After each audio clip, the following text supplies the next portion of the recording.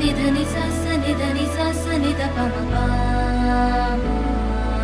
నిధని సస్స నిధని సస్స నిధ పమ పా ధా నిధని సస్స నిధ పమ పా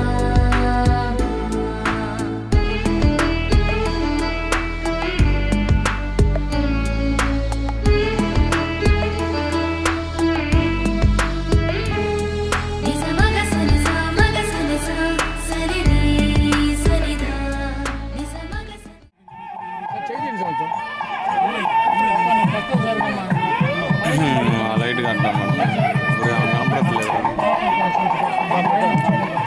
కొంచెం వెనక్కుండ్రా.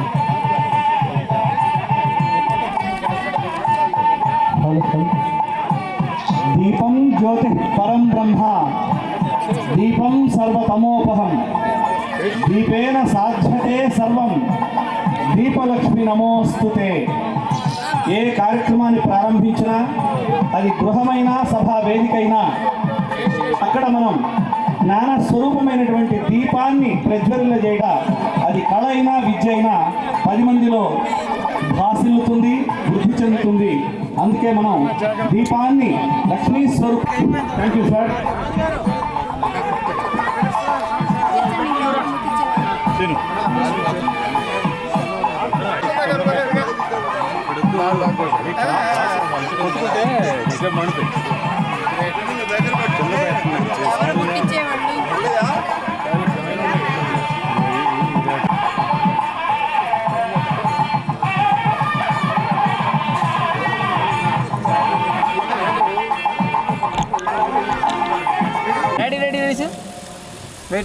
వీరన్నపాలెం గ్రామవాసి ప్రముఖ రాజకీయ 9వ జాతీయ స్థాయి ఆహ్వాన సాంఘిక నాటిక పోటీల సందర్భంగా మాకు ఈ రోజున ఈ వేదిక పైన అవకాశం కల్పించినటువంటి కళానికేతన్ వీరన్నపాలెం కార్యనిర్వాహక వర్గానికి 50 మంది కమిటీ సభ్యులకు పేరు పేరున మా నమస్సుమాంజలి. అభినయ ఆర్ట్స్ గుంటూరు సహన నాటిక రచన మరియు పాటలు శ్రీ స్నిగ్ధ, సంగీతం లీలామోహన్, దర్శకత్వం ఎన్ రవీంద్రారెడ్డి, నాటిక సహన. జ్ఞానానందమయం దేవం నిర్మల స్ఫటికాకృతిం ఆధారం సర్వవిద్యానాం హయగ్రీవముపాస్మహే హయగ్రీవం ఉపాస్మహే.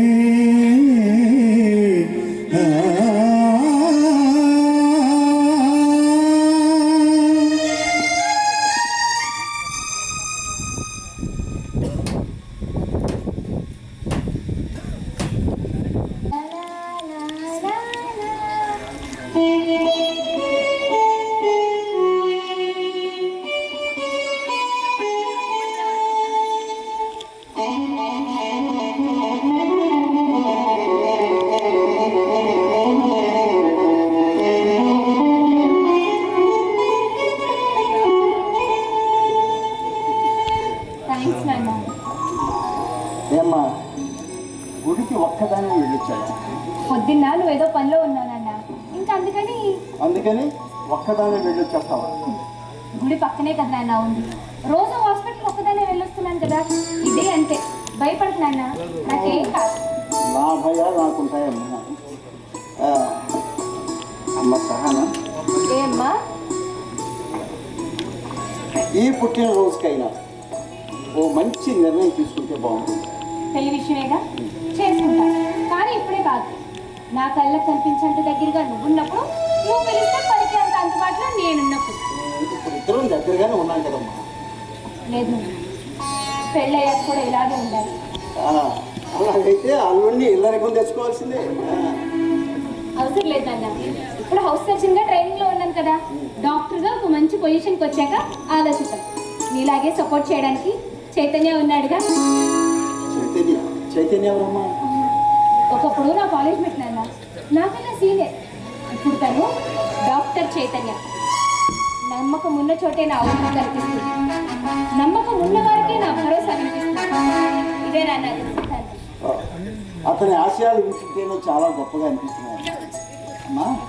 అతనికి నీకు మధ్య నాన్న, ప్రేమ కన్నా అభిమానం గొప్పది, అభిమానం కన్నా స్నేహం గొప్పది. ఆ స్నేహాన్ని మేమిద్దరం కోరుకుంటున్నాం. అమ్మా, అతను ఒక్కసారి నాకు పరిచయం చేస్తావా? తప్పకుండా ఆ టైం వచ్చినప్పుడు తప్పకుండా కలుపుకుంటాం. నువ్వు ఎలాగంటే అలాగే. నువ్వు బాగుండాలి, బాగుండాలి. నువ్వు కూడా బాగుండాలి. అవునా, నువ్వెప్పుడూ నా మనసు నుండి చెడిపోకుండా ఉండాలని నాన్నని పచ్చబుట్టుగా పిలిపిస్తున్నాను. నాన్న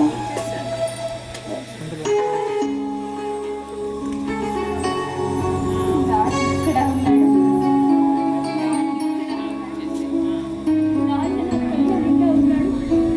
నాన్న నా గుండె నిండా ఉన్నాడు. నువ్వే కదా నా ప్రాణం కను పాపల కళ్ళు నానే కదా నా దైవము వినిపించనా స్వరముగా. నువ్వే కదా నా ప్రాణం నానే కదా నా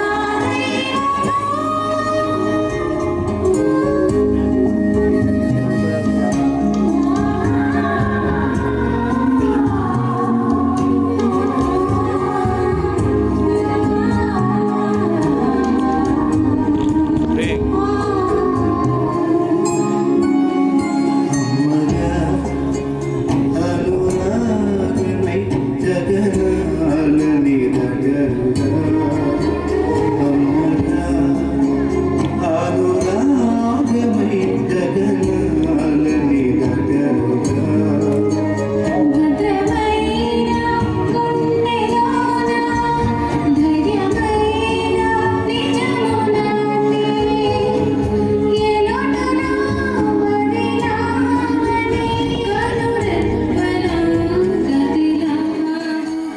నువ్వే కదా నా ప్రాణం కను పాపల కళ్ళు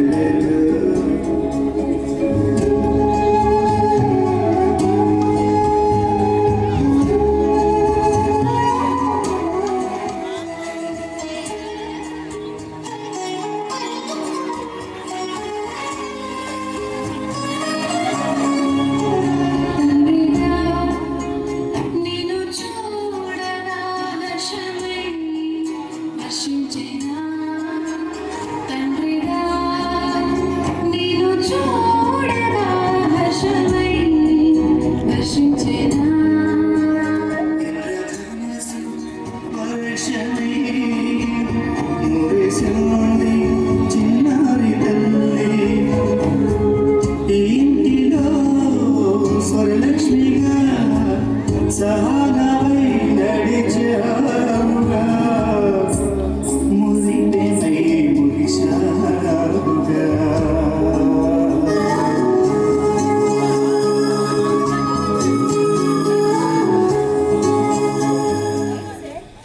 ఏడుస్తున్నారా?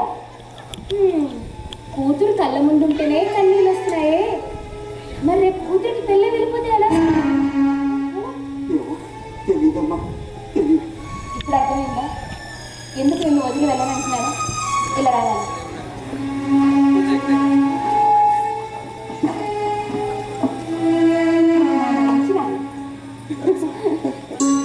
సరే, కాఫీ తీసుకురానా?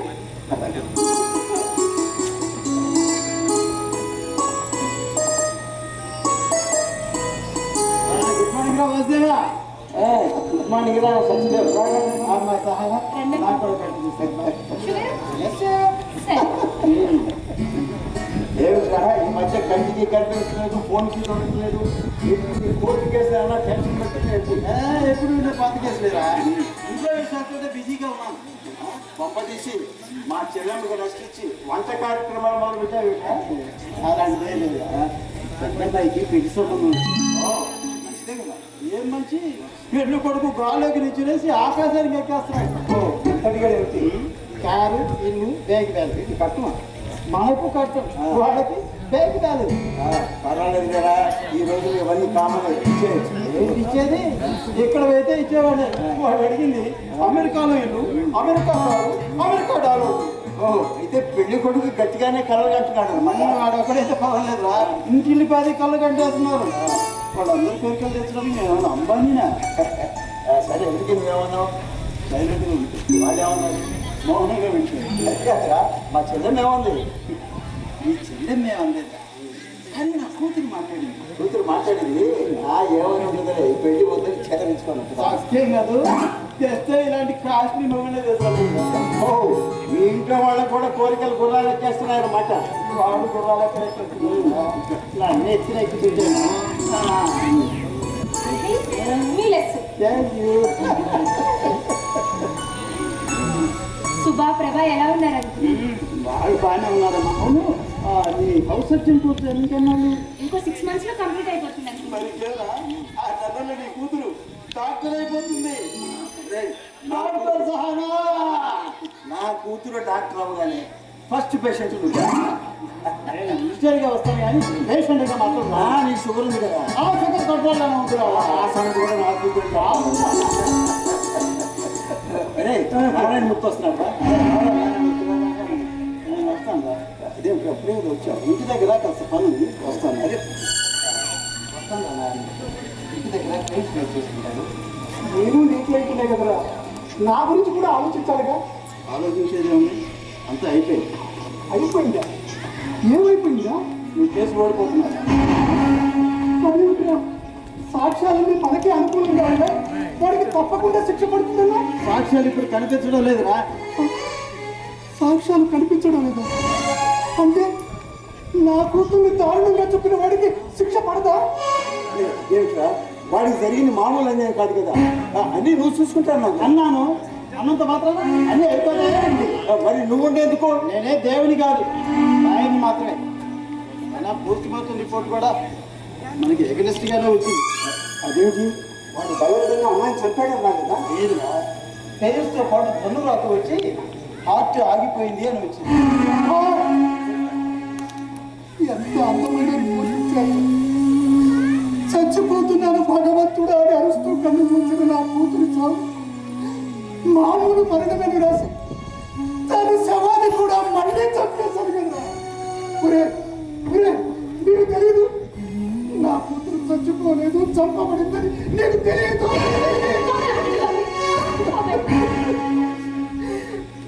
నిండు గర్భిణిగా ఉన్న నా కూతురు తను చేసుకున్నవాడే రాక్షసుల్లా చంపేస్తుంటే ఇంటి పక్కనున్న 7 ఏళ్ల కుర్రాడు కళ్ళారా చూసి చెప్పిన నిజం అబద్ధమే అనుకుంటున్నా. ఇది ఎక్కడికి రాకుండా కుర్రాడు సాక్ష్యం ఉంది కదా, ఆ కుర్రాడు సాక్షిగా తీసుకురావడానికి వాళ్ళ తల్లిదండ్రులు ఒప్పుకోవట్లేదు. మనం వెళ్ళి కన్విన్స్ చేస్తే లేదమ్మా, ఆ కుర్రాడిని వాళ్ళ బంధువులింటికి టెక్నాడీని పంపించారు. ట్రై చేశారు, సెమినార్ అన్నారు. వాళ్ళు ఒప్పుకోకపోతే మనం ఏం చేయగలం? ఏమిట్రా, నువ్వు ఉండి కూడా ఏం చేయలేకపోతున్నావు? ఏం వాళ్ళు మాట్లాడేది? వాడి కూతురు నా కూతురు కదా, నీ కూతురు నా కూతురు కాదు. అసలు ఈ కేసు మీద నాకు ఇంట్రెస్ట్ లేనట్టుగానే మాట్లాడతావా? ఇగో అలా నీకు అనిపిస్తే నీ ఏడక చెప్పు తీసుకొని పట్టుకుంటున్నా. వాసుదేవా, కోర్టుకు కావాల్సింది సాక్ష్యాలు, ఆధారాలు. ఏ ఆధారాలు లేకపోతే నేనే కాదు ఆ దేవుడు కూడా ఏం చేయలేడు. చాలు చాలు నువ్వు కూడా వచ్చేది. చాలు. సారీరా.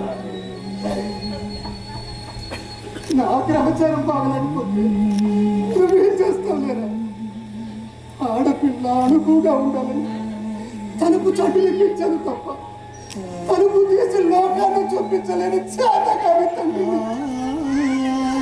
మొగుడు కొడుతున్నాడు నాన్నని ఏడిస్తే సత్తుకుపోతాది సహా చెప్పిన దౌర్భాగ్యము నానా నానా కడుపులో ఉన్నది ఆడపిల్లని తెలిసి వద్దంటున్నాడు నాన్న. ఆడపిల్లని కంటే నన్ను వద్దంటున్నాడు నానా. ఏం చింతమ్మా నా కూతురు. నాడవుకమ్మ వాడు మనిషే కదా.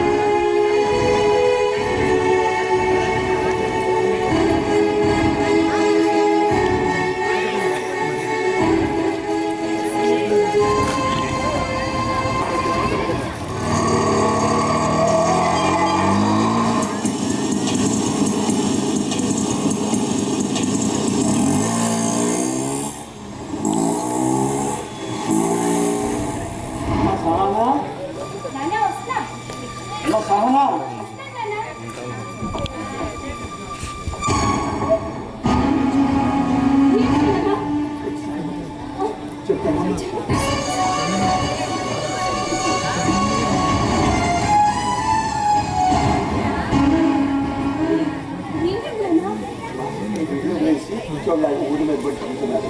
నీకు తెలిసిన వాళ్ళు ఎవరో పార్కులో పడుతున్నాడు చెప్తే వెళ్ళి చూసేటప్పటికి ఇది పరిస్థితి.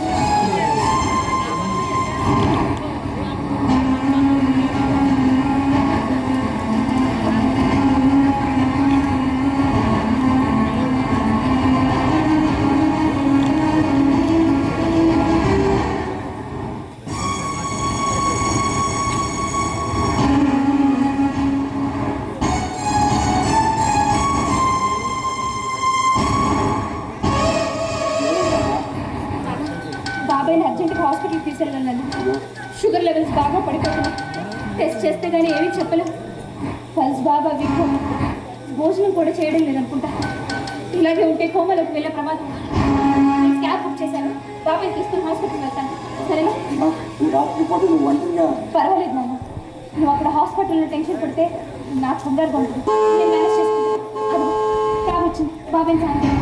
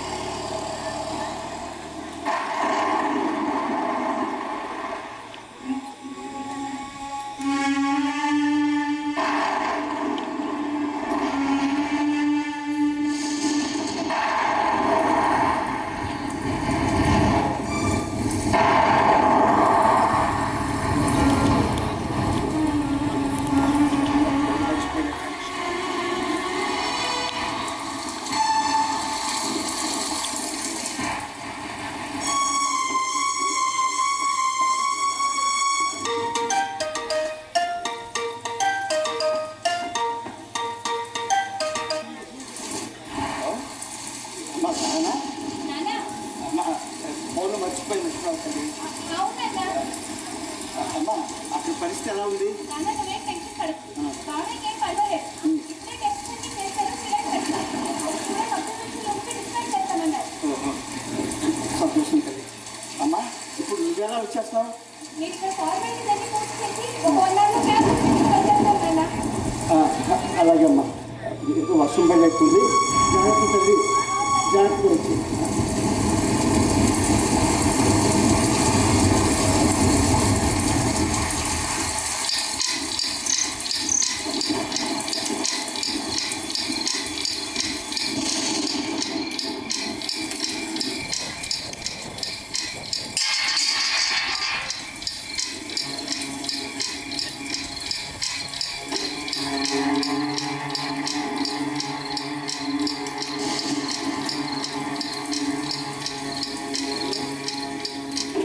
ఎవరది? ఎవరు? అమ్మా సహానా వచ్చేసావా? ఏమ్మా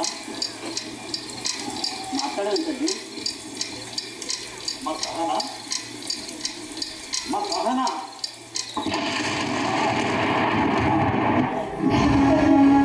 ఆ మంచి నిండా కాడారండి. ఆ రక్తం ఏమండి తల్లి?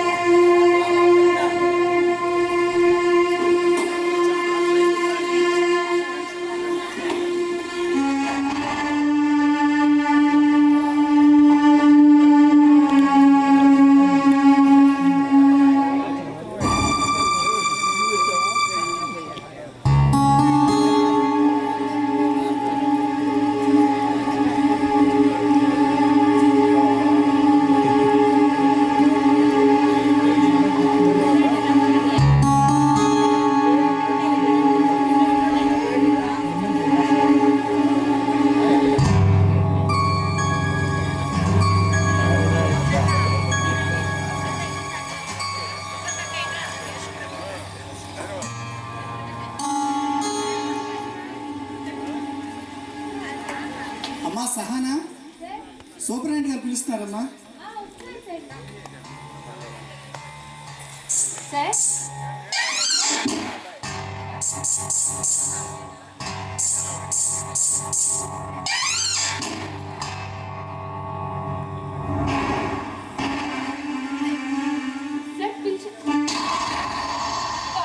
వస్తారా? నేనే నైట్ షిఫ్ట్ నా షిఫ్ట్లో లక్కీగా మీరు వచ్చారు. ఇంత త్వరగా దొరికేస్తాను కదా. రోజు గుడి దగ్గర దెబ్బ సరిపోలేదా నీకు? ఆ దెబ్బనే మర్చిపోతాను. ఈరోజు నీ జీవితమే దెబ్బ కొట్టాను. నా దెబ్బతో చూపిస్తాను. ఇక్కడ ఏ డోరు కొట్టడం? ఇది ఏసీ హాల్. నువ్వు ఎంత అరిచినా కేకలు పెట్టినా ఎవరికి వినిపించినా ఎవరు రారు. అందరినీ ఇక్కడ చంపడానికి ఏమీ తక్కువ. కన్నీళ్ళు, గడాలు, టేబుల్ అన్ని తీసేశాను. ఎప్పుడైతే పేషెంట్ తీసుకుని హాస్పిటల్కి వచ్చావో అప్పుడే నీ మీద నా స్కెచ్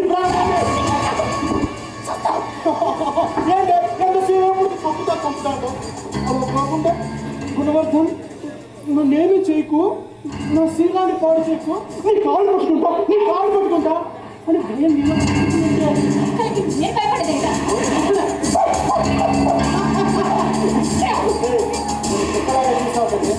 చూడు, నాకు చూపిస్తూ ఉండదు. ఆడదాన్ని నవ్వు ఇష్టం ఉండదు. నా నీలాంటి దాన్ని ఏమైనా చేస్తే అది నీకు తడుమాని పాల్పట్టుకోవాలి తప్ప భక్తులు కటాలు తీసుకుని మీద పడకూడదు. అసలు నీ పగలని చూసా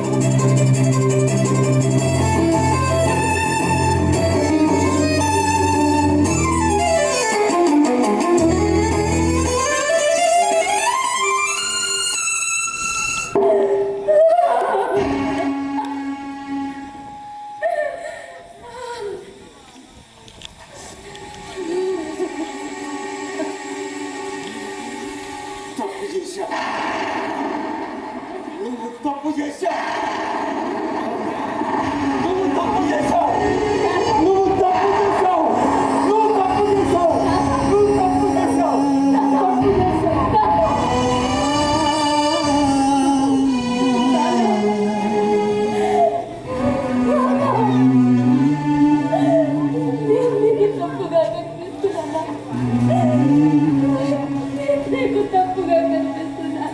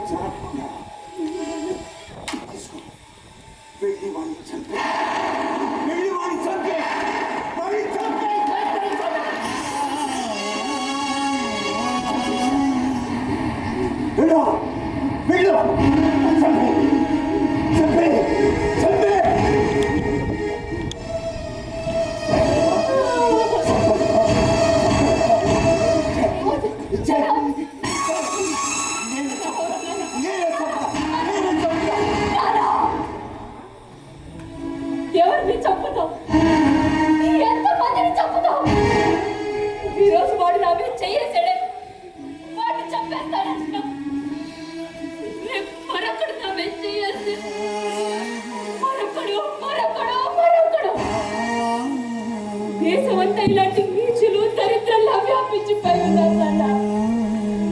వాళ్ళతో నేను చెప్పుకుంటూ వెళ్ళాలంటే ఆ గంటలో బుల్లెట్ సరిపోవు.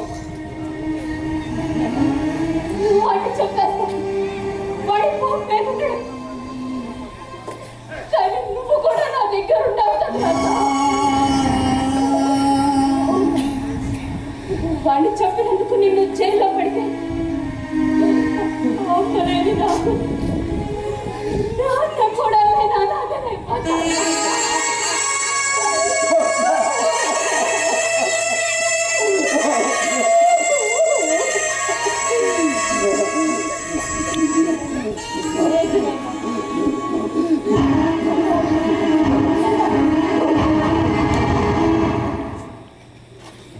తమానుషం జరిగిన నాన్న అనే ధైర్యంతోనే నేను ధైర్యంగా ఉనిపడున్నాను నాన్న. దుర్మార్గుడు నన్ను చిత్రహింసలతో ఆక్రమించుకుంటుంటే నాన్న వచ్చి నన్ను కాపాడుతాడని చుట్టూ నీ కోసం బ్రతుక్కున్నాను నాన్న. జన్మనివ్వాల్సిన స్థానం రక్తంతో తడిసిపోతుంటే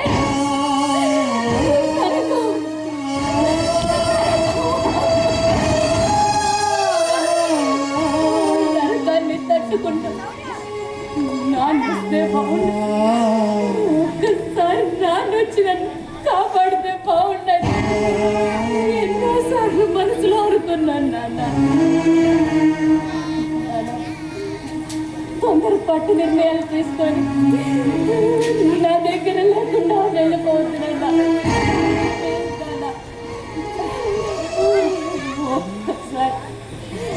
ఒక్కసారి నీ ఓదార్పు కావాలి నాన్న.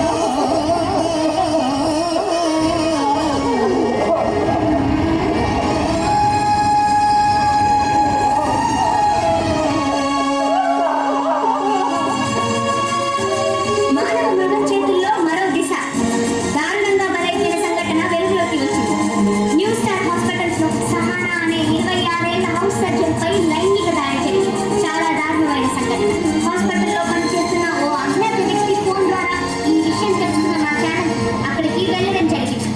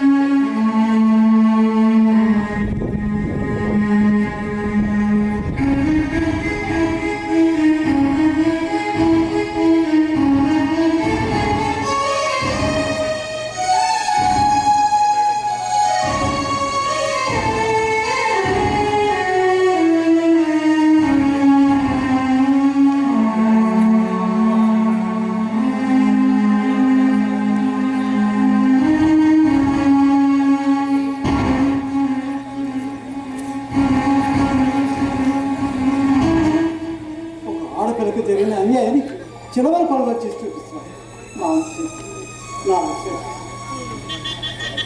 నా సహన నాకు అసలు ఏం చూపిస్తాను.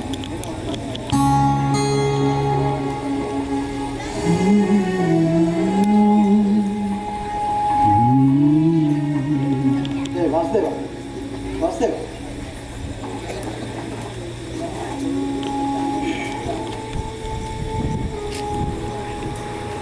ఉదయాన్నే పోలీస్ స్టేషన్కి వెళ్ళి ఆ దుర్మార్గుడి మీద రిపోర్ట్ ఇచ్చేయాలి. దొరికిన ఆధారాలను బట్టి వాడిని అరెస్ట్ చేస్తామన్నారు. చేస్తారు తప్పకుండా చేస్తారు కూడా. డాక్టర్ రిపోర్ట్ కూడా సబ్మిట్ చేశారు. అంతా బాగానే ఉందిరా. కానీ ఏం లేదు, పెళ్లి కావాల్సింది. ఈ ఇష్యూ పెద్ద చేయడం అవసరం. ఊరంతా తెలిసాక పెద్దదేవికి చిన్నదేవి. కష్టం వచ్చినప్పుడు కళ్ళు ఏడవటానికే కాదు, నష్టం జరిగినప్పుడు అదే కళ్ళు ఎల్లబడతాయి. యుద్ధం చేయాల్సిందే. ఎవరితో యుద్ధం? డబ్బు మొదంతా బాగా బసిపోయి కొట్టుకున్న వాడుతున్నా వాడితో పోరాడు కదా. నేను నారాయణమూర్తి లాంటి తండ్రిని కాదు. ఈ సమస్యను గెలుస్తాను. సమస్య వదిలేస్తాను. ఈ ప్రశ్నగా మారి జీవిత కాలం పెట్టి అడుగుతూనే ఉంటుంది. ప్రతి ప్రశ్నకు జవాబు. ఈ సమస్య కూడా అంతే. ఈ సమస్య కూడా అంతే. ఏయ్, ద్రౌపది చీరలాగిన దుశ్శాసనుడు చచ్చాడు. చీరలాగమన్న దుర్యోధనుడు చచ్చాడు. ఆ వేడుకను చూస్తున్న అంతమంది అతిరథ మహారథులందరూ అర్థాంతరంగా అంతమైపోయారు. అది ఆ కాలం చెప్పిన ధర్మం. అదే ధర్మం ఈ కాలంలో కూడా వర్తిస్తుంది. ఒక ఆడపిల్ల ఆక్రోశంలో నుంచి వచ్చే ప్రమాదం ఎంత భయంకరంగా ఉంటుందో వాడికి తెలియచేయాలి. మీరు ఒక నిర్ణయానికి వచ్చేసారు కదా, ఇక నాకు వదిలేసి నేను చూసుకుంటాను. వాడి తరపున ఎంతమంది వచ్చినా ప్రశ్నే లేదు. మానభంగానికి ఉపయోగించే సెక్షన్లన్నీ వాడి మీద పెడతారు. అంతేకాదు కిడ్నాప్, అటెంప్ట్ టు మర్డర్, భారత శిక్షాస్మితిలో ఒక ఆడపిల్లకు జరిగిన అన్యాయానికి ఉపయోగించే సెక్షన్లన్నీ వాడి మీద పెట్టి కోర్టులోనే వాడు చొక్కి నారదీస్తాడు. ఈ సత్యదే.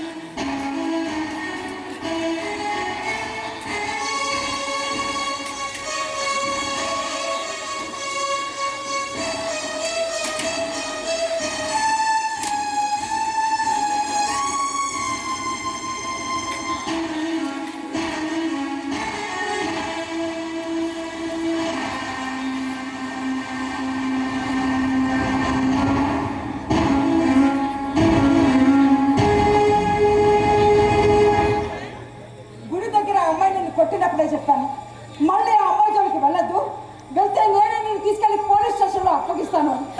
వినకుండా వెళ్ళి పెంట పెంట చేశాం. అంతేగా నిప్పి పట్టి కాల్ చేస్తే కాలిపోయింది. ఇంకా నా కెరీర్ కాలిపోతుంది. ఊరంతా ఒకటే గోల. ఆ అమ్మాయి రిపోర్ట్ ఇచ్చింది, రచ్చ మొదలైంది. అవని అల్లరయ్యేది అదేగా. అల్లరవుతానని భయపడే ఆడపిల్ల కాదు, తెగించి నిలబడింది. దానికి తోడు వాళ్ళ నాన్న కూడా. ఏం చేస్తాడు? చంపాడుగా. పోలీసు వస్తున్నారు. చూడు, నువ్వు ఈ సిటీకి మేయర్, రాజకీయ పలుకుబడి ఉంది కానీ నీ జైలుకు వెళ్ళారనుకో, కన్న కొడుకునే కాపాడలేకపోయింది ఇంకా మమ్మల్ని కాపాడుతుంది అని ప్రజల్లోకి వెళ్ళిందనుకో, నీకే చురుకుతాను. సో నన్ను కాపాడుకోవాల్సిన బాధ్యత నీదే.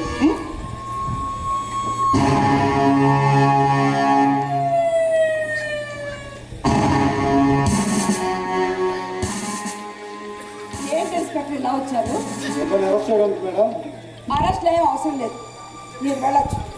ఏంటి నిర్ణయం చేశాడు మీకు తెలీదా? ప్రూఫ్ ఉందా? హాస్పిటల్లో చాలా మంది చూశారు. వాళ్ళెవరు సాక్ష్యానికి రాగా? ఏం మాట్లాడుతున్నారు మేడం? బయట జనంలో ఇదే చర్చ జరుగుతుంది. మహిళా కమిషన్ ఒకటే ఫోన్లు వస్తున్నాయి, నీకు అరెస్ట్ చేయలేదు ఏమిటి అని. స్టూడెంట్లు అయితే రోడ్డు మీదకి వచ్చి జస్టిస్ చేస్తున్న గొడవ చేస్తున్నారు. ఏం చేయమంటారు? మీరేం చెయ్యక్కర్లేదు, సైలెంట్గా వెళ్ళిపోండి, నేను చూసుకుంటాను. కుదరదు మేడం, ఈ అబ్బాయిని అరెస్ట్ చేయాల్సిందే. కావాల్సిన అడిగి తీసుకో, లేదంటే వెనక్కి వెళ్ళిపో. అంతేగాని నీ అధికారికి కనిపించకూడదు. ఏంట్రా ఏంటి వార్నింగ్ ఇస్తున్నా? వదలరా? వచ్చాడు.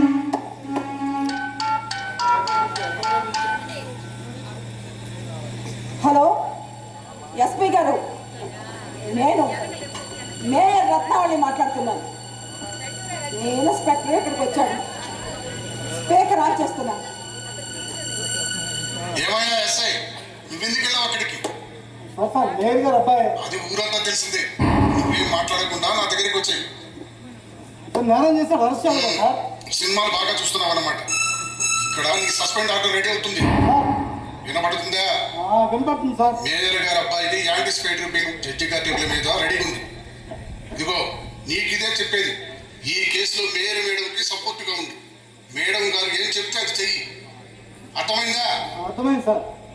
మీరేం కంగారు పడకండి మేడం. మీకేం కావాలో చెప్పండి, మా ఎస్ఐ చేస్తాడు.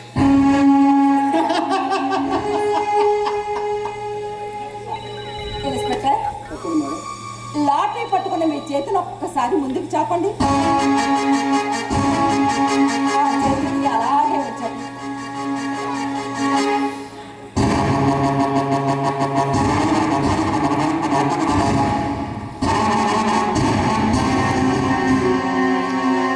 క్షణం క్రితం వరకు ఆ చేతిలో కర్ర ముక్కుంది. ఇప్పుడు అదే చేతిలో కరెన్సీ కట్టుంది. ఇందులో ఏది గొప్పది?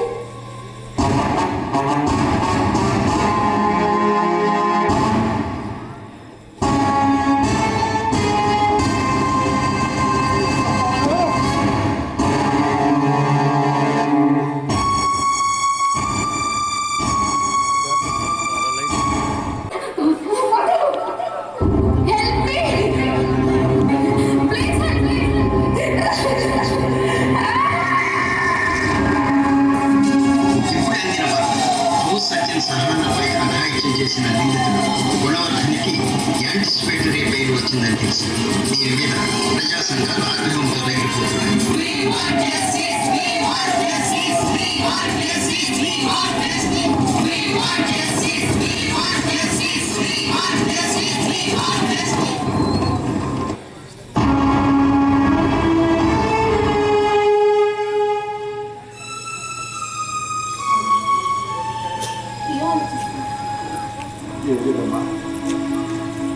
పోలీస్ స్టేషన్ నుంచి కేసు కోర్టుకి వెళ్ళిపోయింది.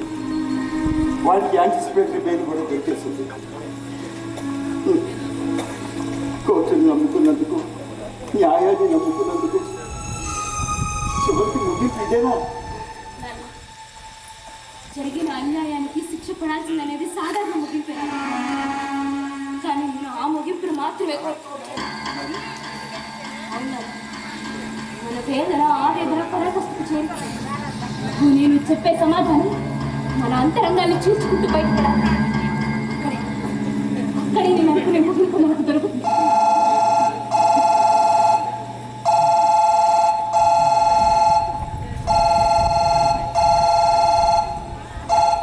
హలో, ఉన్నారు.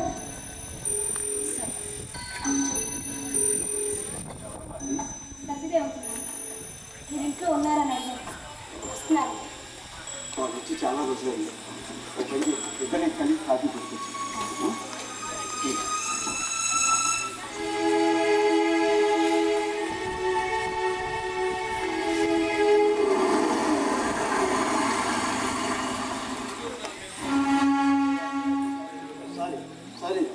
సారీ ఇక్కడ ఏంటి మంచి ముఖ్యమైన పనులు ఉండటం వల్ల రావడానికి కుదరదు. సాయం అక్కడ నాకు అర్జెంట్గా కాఫీ కావాలి. వస్తున్నావు తెచ్చి ఎక్కడికి తమ్మించుకున్నా. నా కాఫీ ఏదమ్మా? 2 లెస్సే తీసుకో.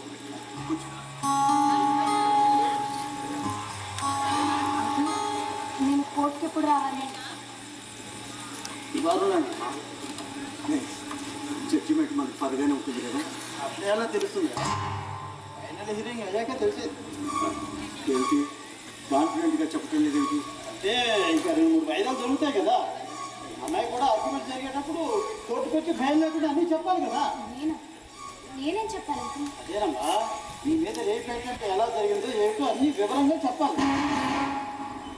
అందరి ముందు దేశమంతా తెలిసాక ఎంతమంది ఉంటే ఇదే కంగారు పడతాను. నేను జడ్జి గారు ఉత్తరమేమంటావు కోరుకున్నాను ఏమడుగుతారు? అతను నేను ఎన్ని గంటలు వెయిట్ చేసుకున్నాను చెప్పమ్మా అడుగుతున్నాగా రాత్రి 11 వెళ్ళాను. ముందుగా ఎక్కడ పట్టుకున్నాడు చెయ్యి పట్టుకున్నాడా కాలు పట్టుకున్నాడా నడుము పట్టుకున్నాడా వెనక నుంచి పట్టుకున్నాడా జాకెట్ లాగాడా చించాడా ఇన్ని పట్టుకున్న పొందు అక్కడ మీ నాన్న ఉండడు నువ్వే ఉంటావు నువ్వు ఒక్కదానివే ఉంటావు చెప్పు ఏం చేశాడు ముందుగా బట్టలు ఉండగానే రేట్ చేశాను లేక బట్టలన్నీ కూడా తీసి నిన్ను దిగంబరంగా చేస్తాను ఏదో రేపటి జరుగుతుంటే నువ్వేం చేశావు దాఖలించావా మనిషి అల్లరి చేశావా లేక ఆ సమయంలో అంటే మగవాడు స్పర్శిస్తున్న సమయంలో నీ ఆడతరపు హార్మోన్ల ప్రకటన వల్ల నోరు మూసుకొని చెప్పాలి ఏ విధంగా నేను ఆక్రమిస్తున్నాను ఏ విధంగా నేను ఆక్రమిస్తున్నాను కొట్టాడు. కడుపులో కాలుతో తన్నాడు. సొమ్ము తిల్లి పడిపోతే అంటే అతను నిన్ను లొంగ తీసుకోలేదు నువ్వే అతనికి లొంగిపోయా అతనంటే నీ మనసులో ఇష్టం ఉంది అవకాశం వచ్చింది కాబట్టి ఆ ఇష్టానికి అనుగుణంగా నువ్వు బొమ్మలాగా మారిపోయావు వాడు చేస్తున్న ఆస్వాదించావు వాడి కోరికకు సపోర్ట్ చేసావు ఇది రేపు అవుతుంది మీ ఇద్దరు ఇష్ట ప్రకారం లైంగికంగా కలుసుకున్నట్టు కదా ఎంత కమ్ముడిపోయావు ఎంత కమ్ముడిపోయావు ఏడొస్తున్నా అవతల ఆయన అడగాల్సిన ప్రశ్నలు నువ్వెందుకు అడుగుతున్నావు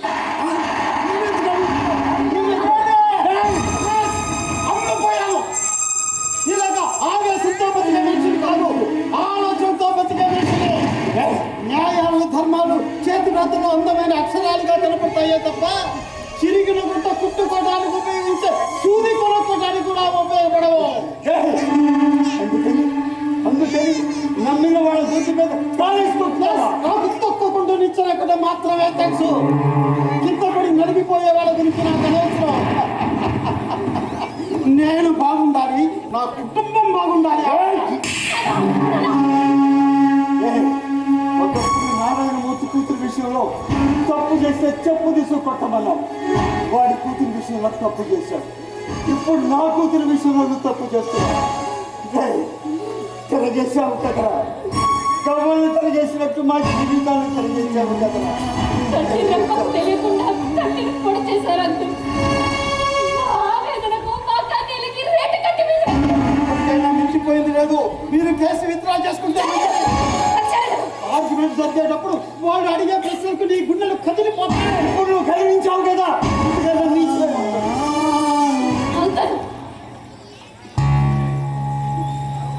ఒకప్పుడు ఊరు తిరిగి వచ్చిన పాపం ఇప్పుడు తల తిరిగి వస్తుంది. తప్పులు ఎవరిని వదలవుతాయి. వెళ్ళండి వెళ్ళండి.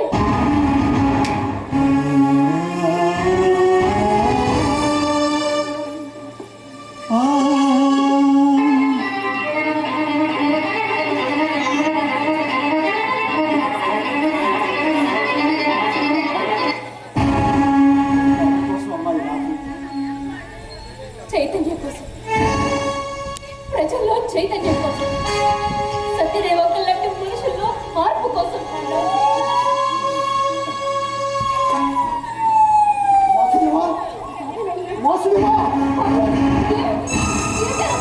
చంపేశానమ్మా రే వాసుదేవా కత్తితో కస కస కస పొడిచి మారు ఎవరిని చంపావురా ఆ కూతుర్ని చంపినుండి వదలేదు మండి వేటాడి వేటాడి పొడిచి మారుతాడు కీలా కీలా కొట్టుకుని చచ్చాడా కొడుకు ఎంత పని చేసావురా అరే మనం కోరుకున్న పరిష్కారం ఇది కాదు కదరా అయితే ఏడవరా నీ కూతురికి జరిగిన అన్యాయానికి ఏడుస్తూ కూర్చో నాకంత ఓపిక లేదు నాకు తోచిన న్యాయం నేను చేసేసాను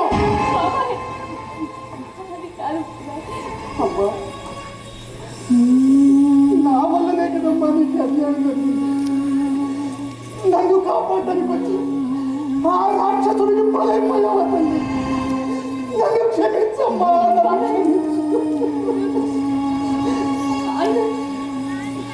చెప్పడం కరెక్ట్ కాదు. వద్దు వాళ్ళకి అడ్డం పడే మాటలు మాట్లాడదు దెబ్బతిన్నామా, బాధపడ్డామా, ఏ చేసామా అది లెక్క. దీనివల్ల ఏం సాధించావురా నువ్వు? మనశ్శాంతి. నీకు లేని మనశ్శాంతి ఇప్పుడు నాకు. ఇప్పుడు జైలు వెళ్ళి కూర్చుంటావు, అదే నా మనశ్శాంతి. చంపి పారేసిన తర్వాత జైలేమిటి, అడిగేమిటి? ఎక్కడున్నా సంతోషమే. నీ వర్షంలో నువ్వు చేసింది కరెక్టే కావచ్చు, కానీ కరెక్టే. కరెక్టేనా? నాలా చేస్తేనే కరెక్ట్. దోమ కుడితే చంపుతున్నాం, చీమ కుడితే చంపుతున్నాం, తేలు కుడితే చంపుతున్నాం, పాము కుడితే చంపుతున్నాం. ఎందుకు? అవి మనల్ని బాధ పెట్టారు కదా. మరి ఈ నా కొడుకులు కూడా మనల్ని బాధ పెట్టారు కదా. వాటిని చంపినట్టు వీళ్ళని చంపడం తప్పదు. మంచిని చంపితే నేరం, చెడు చంపితే న్యాయం. మీరు మంచోడిని చంపలేదురా, నేరస్తుని చంపాను. చట్టం దృష్టిలో నేను నేరస్తుని, కానీ ధర్మం దృష్టిలో నేను నిరపరాధిని. ఎన్నాళ్ళు ఆవేశంతో, ఆక్రోశంతో, ఉక్రోషాన్ని ఏడుస్తూ కూర్చుంటే మనం చచ్చేదాకా న్యాయం జరగదు. ఒక తండ్రిగా నేను గెలిచాను. ఒక తండ్రిగా నువ్వు ఓడిపోకూడదు.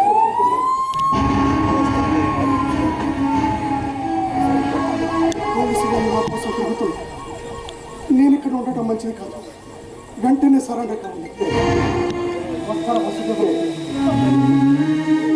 బాధపడకమ్మా, ధైర్యంగా ఉంది, ధైర్యంగా ఉంది. వసతిగా నీ కళ్ళల్లో కన్నీళ్ళ. నా మాట విని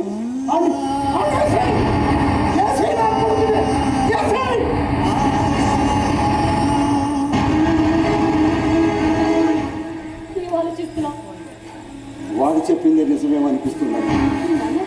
పాప ఏదో అన్నాడని అదే కరెక్ట్ ఆలోచించడం అది చాటుగానే అవుతుందేమోనమ్మా. ఇప్పుడు మాత్రం ఏం జరుగుతుందో చూడండి. ఆ రత్నబడి తన రాజకీయ పలుకుబడితో, డబ్బు మనంతో వ్యవస్థని మేనేజ్ చేస్తూ వెళ్తుంది. మనవాడు అనుకున్న లాయర్ మనల్ని మోసం చేసి వెళ్ళిపోయారు. రేపు కోర్టులో ఏం జరుగుతుందో తెలియని పరిస్థితి. ఇంకా ఇంకా సడన్గా ఉండబోతామమ్మా.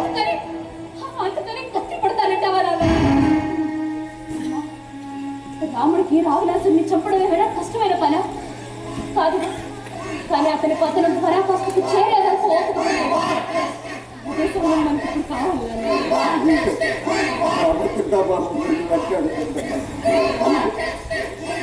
మన సమస్య ఇప్పుడు సమాజంలో లేదు.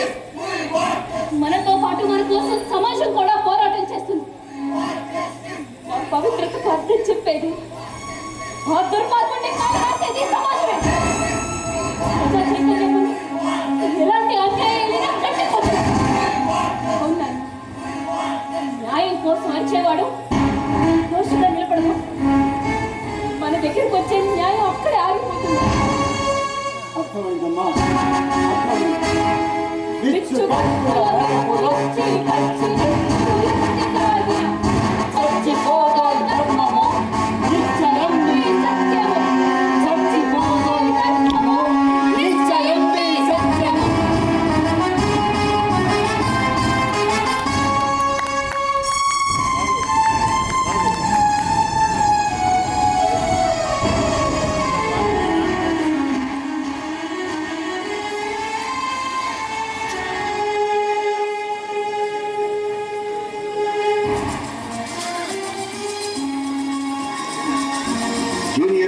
సహానా కేసులో కొత్త మలుపు. ప్రముఖ హైకోర్టు న్యాయవాది బాలగోపాల్కు సహానా కేసు అప్పగింత. నిందితుడు గుణవర్ధన వైపు వాదించబోతున్న లాయర్ సత్యదేవ్ తప్పుకున్న వైనం. ప్రజా చైతన్యంతో వెలుగులోకి వచ్చిన యువ డాక్టర్ చైతన్య చొరవతో లాయర్ సత్యదేవ్ తప్పుకున్నారన్న వార్త హాట్ టాపిక్గా మారింది. ఇప్పుడు సహానాకి కోర్టులో తప్పకుండా న్యాయం జరుగుతుందన్న వాదనలు బలంగా వినపడుతున్నాయి.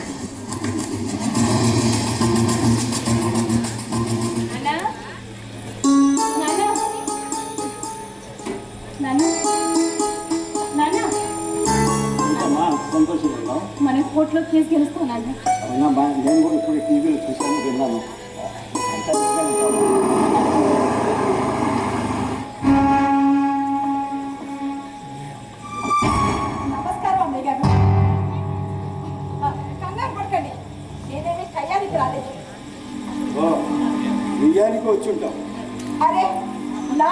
మాటలు ఇంత తొందరగా ఎలా గ్రహించారు?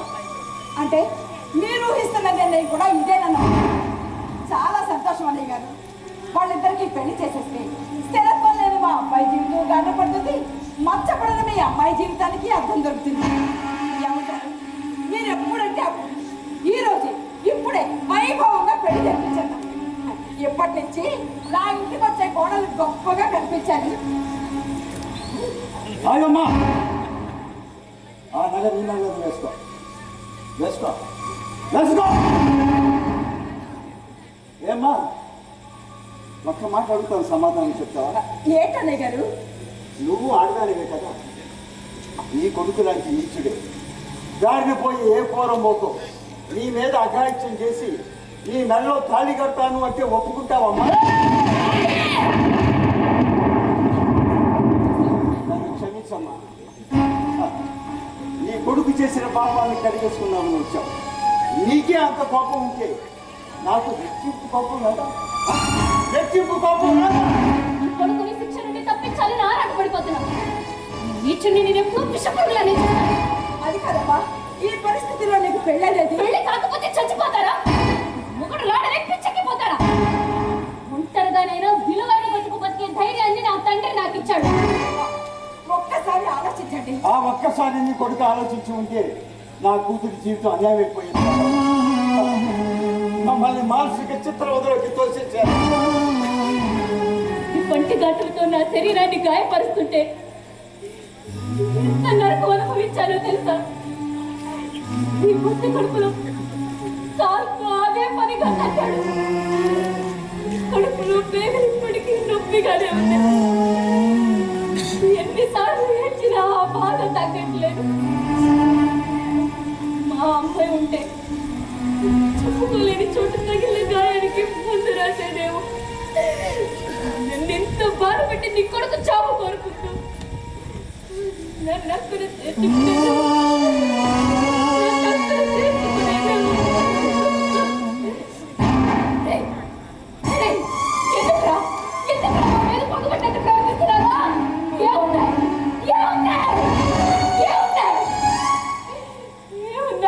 దగ్గర రెండు మాంసపు ముద్దలో ఒక రంచుకుంటే తప్ప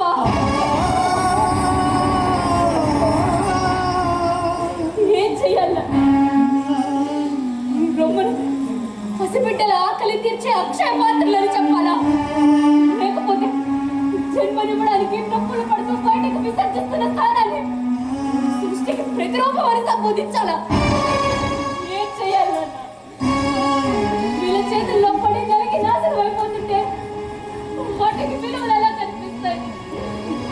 వీళ్ళ కామవాంఛలకు అవి వ్యర్థాలుగా మారిపోతుంటే ఆ అసూయతో మా పవిత్రతను మేమే తెచ్చుకోవాలి.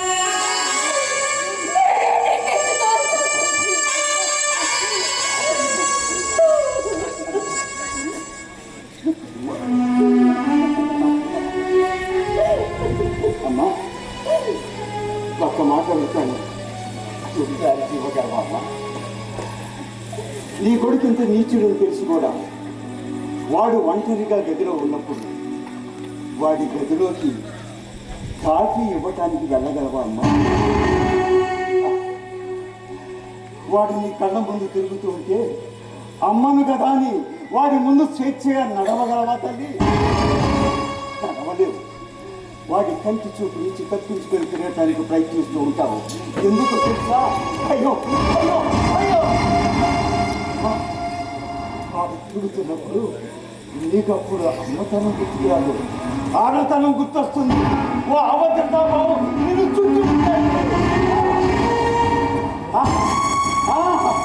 ఇలాంటి నీచుగా ఏ ఇంట్లోనైనా వాడి అక్క చెల్లి అమ్మ అయిన వాళ్ళు ఆడవాళ్ళు అందరూ ఇలాగే భయపడతారు, ఇలాగే భయపడతారు. అమ్మా తల్లులారా, ఇలాంటి నీచుల దగ్గర విచారణ ఇవ్వకండి. ఈ నీచులు వదిలేయండి, వదిలేయండి, వదిలేయండి, వదిలేయండి. ఒరే నాన్న, నీ చిన్నప్పుడు నీ నోట్లో రసమద్దు వేశాను, ఉగ్గుపాలు వేశాను, తేనె తీపి వేశాను, పంచదార కలిపి వేశాను. కానీ ఇప్పుడు అనిపిస్తోందిరా, వడ్ల గింజ వేయడం ఎందుకు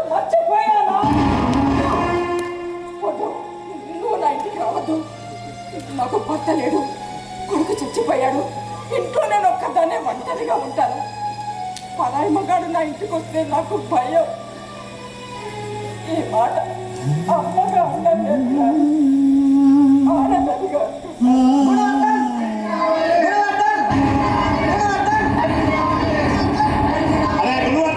బయటికి వస్తావా లేదా?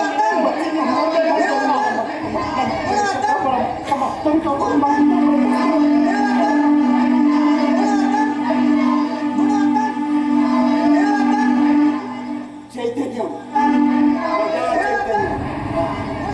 నిన్ను ప్రశ్నించడానికి, నీ కొడుకును శిక్షించడానికి జన ప్రపంచంగా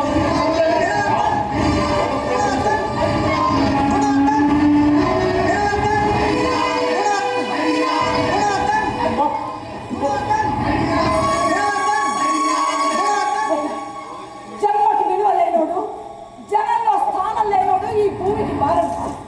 నిన్ను తీసుకెళ్ళి ఆ జనం ముందు నిలబడతాను. నీ మీద మొదట నేనే ఇస్తాను.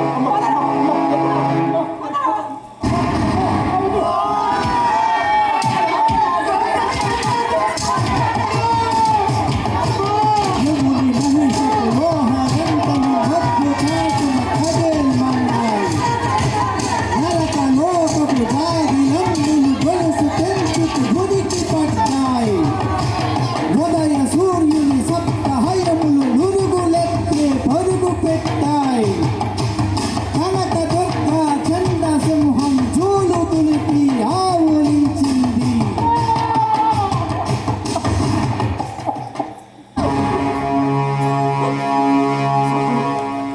చంపేస్తున్నారు. నన్ను క్షమించాలని చెప్పు. నీ కాలు పట్టుకుంటా. నన్ను చంపేస్తున్నారు. నన్ను క్షమించాలని చెప్పు.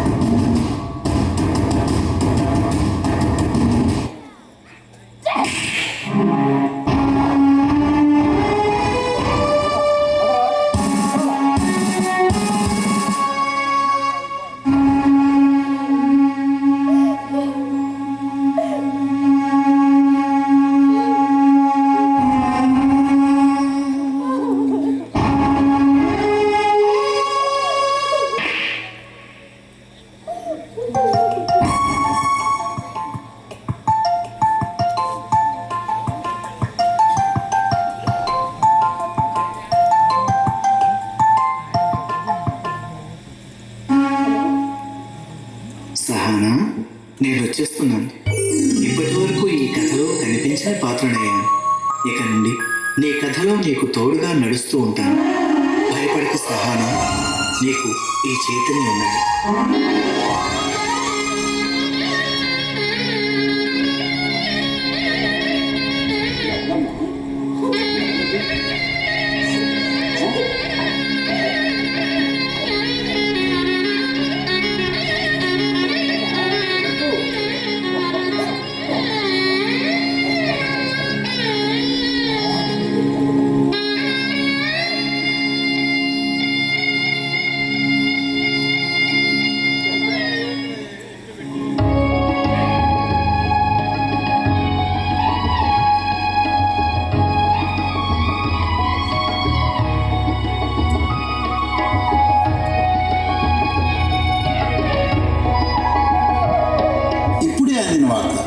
గుణవర్ధన్ను పోలీస్ స్టేషన్కి తీసుకెళ్తుండగా తప్పించుకోవడానికి ప్రయత్నిస్తూ జనం మధ్యలోకి పారిపోయాడు. పోలీసులు జనాన్ని చెదరగొట్టగా అక్కడ ఒక పక్కగా గుణవర్ధన్ శవమై కనిపించాడు.